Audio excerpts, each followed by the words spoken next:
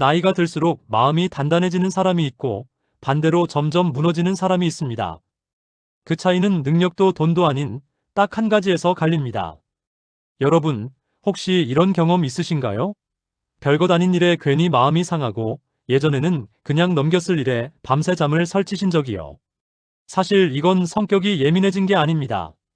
우리 몸에서 일어나는 자연스러운 변화 때문인데요.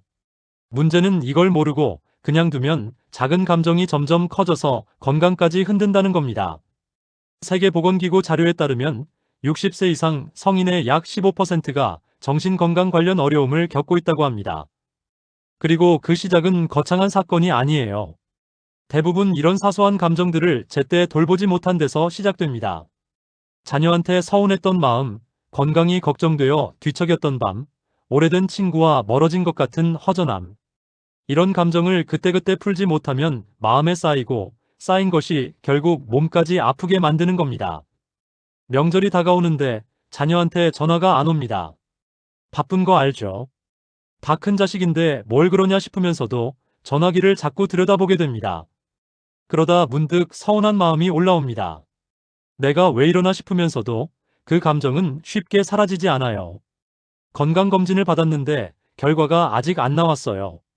의사 선생님이 별거 아닐 거라고 했는데도 밤에 잠이 잘 안 옵니다. 이런저런 생각이 꼬리에 꼬리를 물고요. 오래 알고 지내던 친구가 있는데 요즘 통 연락이 없습니다. 내가 뭘 잘못했나 싶기도 하고 그냥 허전한 마음이 가슴 한켠에 자리를 잡습니다. 이런 감정들 저만 느끼는 걸까요? 아닙니다. 나이가 들수록 특히 은퇴 이후에 자녀가 독립한 이후에 건강이 예전 같지 않다고 느껴질 때 이런 막연한 불안이나 서운함이 더 자주 찾아옵니다. 누구에게나 일어날 수 있는 일이에요. 저도 그렇습니다. 가끔 아무 이유 없이 마음이 무겁고 왜 이러나 싶을 때가 있어요. 괜히 짜증이 나기도 하고 혼자인 것 같은 기분이 들기도 합니다. 그래서 이 이야기를 하는 거예요. 저 역시 같은 고민을 하고 있는 사람으로서 좋은 정보를 찾았으니 나누고 싶은 겁니다. 그런데 이런 감정을 그냥 내버려 두시면 처음에는 작은 서운함이었던 게 외로움이 되고 외로움이 우울로 우울이 결국 몸의 병으로 이어질 수 있습니다. 마음을 돌보지 않으면 몸도 따라서 무너지는 겁니다. 다행히 오늘 이 영상에 그 답이 있습니다. 거창한 비법이 아니라 과학적으로 검증되고 수천 년간 증명된 방법들이에요. 끝까지 보시면 절대 손해보지 않으실 겁니다.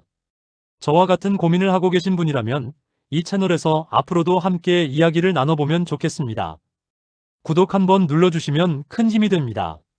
마음의 날씨는 왜 흐려지는 걸까요?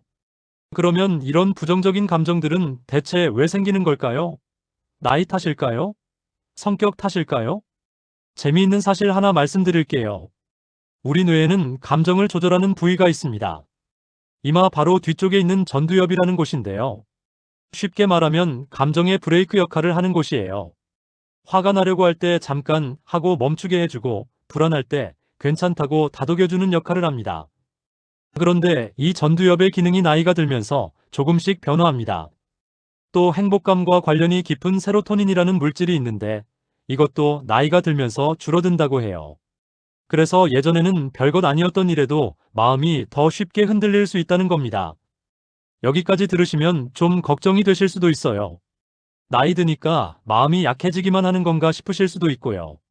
그런데 여기서 반전이 있습니다. 미국 샌디에이고 대학교 노화연구소에서 흥미로운 연구 결과를 발표했는데요. 나이가 들수록 오히려 감정을 다루는 지혜가 높아진다는 겁니다. 영어로는 이모셔널 위즈덤이라고 하는데 쉽게 말하면 경험이 쌓이면서 감정을 이해하고 받아들이는 힘이 더 커진다는 뜻이에요. 이게 무슨 뜻이냐면요. 우리 뇌는 나이가 들면서 흔들리기는 더 쉬워지지만 동시에 그 흔들림을 다잡을 수 있는 잠재력도 가장 큰 시기라는 겁니다. 다만 그 잠재력을 쓰려면 약간의 연습이 필요해요. 그냥 두면 흔들리지만 조금만 신경 쓰면 오히려 젊었을 때보다 더 단단해질 수 있다는 이야기입니다. 2500년 전 사람들도 같은 고민을 했습니다. 그러면 이 감정을 다루는 방법, 최근에 나온 이야기일까요? 사실은 아닙니다.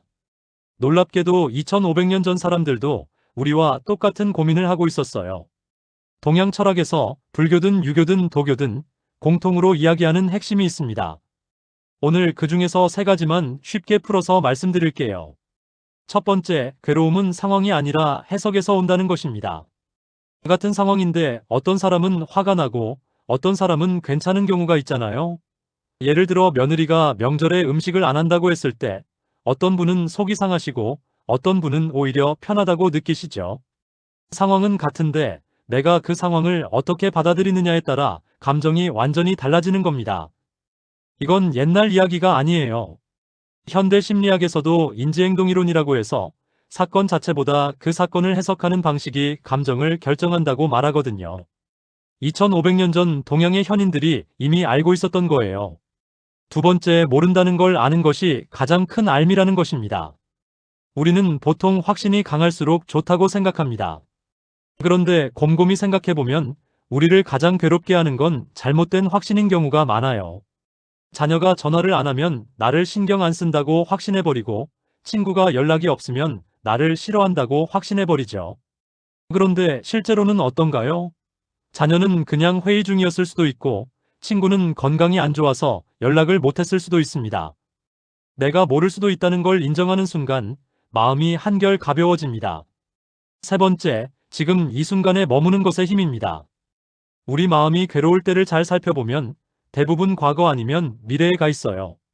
지난번에 왜 그랬을까 후회하거나 앞으로 어떡하지 걱정하거나.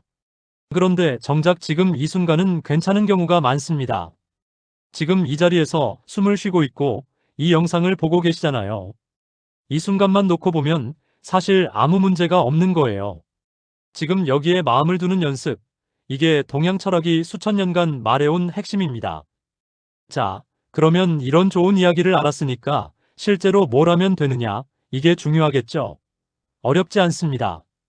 오늘부터 당장 해볼 수 있는 3가지를 알려드릴게요. 첫 번째 습관, 감정에 이름 붙이기입니다. 마음이 불편할 때 그냥 불편한 채로 두지 마시고 지금 내가 느끼는 감정이 뭔지 이름을 붙여보세요. 아, 지금 내가 서운한 거구나. 아, 지금 내가 걱정되는 거구나. 이렇게요. 미국 로스앤젤레스 캘리포니아 대학교, 보통 UCLA라고 부르는 대학의 연구에 따르면 감정에 이름을 붙이는 것만으로도 뇌에서 불안을 만드는 편도체라는 부위의 활동이 줄어든다고 합니다. 별거 아닌 것 같지만 내가 느끼는 감정을 말로 인식하는 것 자체가 뇌를 진정시키는 효과가 있다는 거예요. 어렵게 생각하실 필요 없습니다. 마음이 좀 그렇다 싶으면 혼잣말로라도 지금 내 기분이 뭔지 한마디만 해보세요. 그것만으로 달라집니다. 두 번째 습관, 하루 5분 고요한 시간을 갖는 것입니다. 명상이라고 하면 어렵게 느껴지실 수 있어요.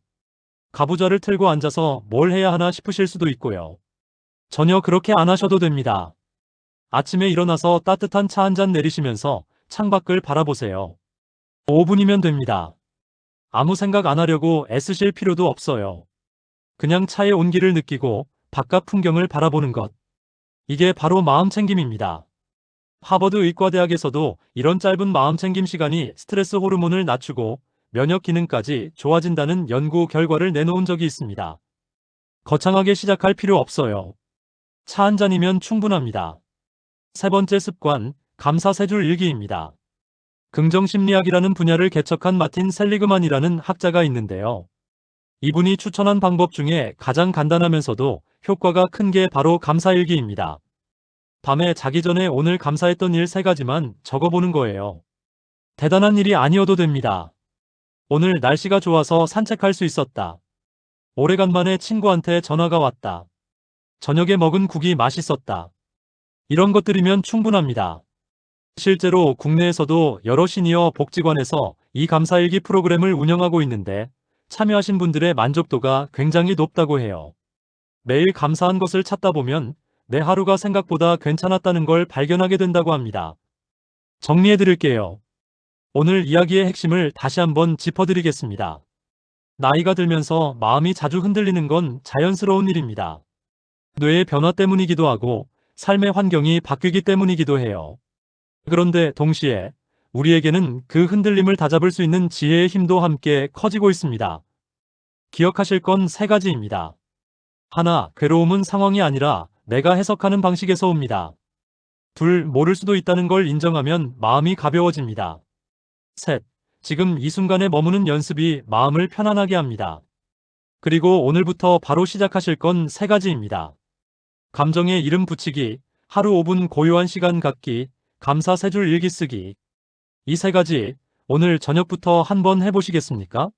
한 달만 해보시면 아침에 눈 뜨는 기분이 달라지실 겁니다. 내일로 미루면 또 잊어버려요. 오늘, 지금 이 영상을 보신 바로 이 순간부터 시작해보세요. 편안한 마음은 특별한 사람의 것이 아닙니다. 오늘 이 영상을 끝까지 봐주신 것 자체가 이미 자신의 마음을 돌보기 시작한 거예요. 다음 영상에서는 이런 마음 습관을 실제로 30일 동안 실천하면 우리 몸과 마음에 어떤 변화가 오는지 더 구체적인 이야기를 준비해 보겠습니다. 다음에도 이 자리에서 다시 만나요. 여러분만의 마음 다스리는 방법이 있으시다면 댓글로 나눠주세요. 서로의 경험이 누군가에게 큰 힘이 될 수 있으니까요.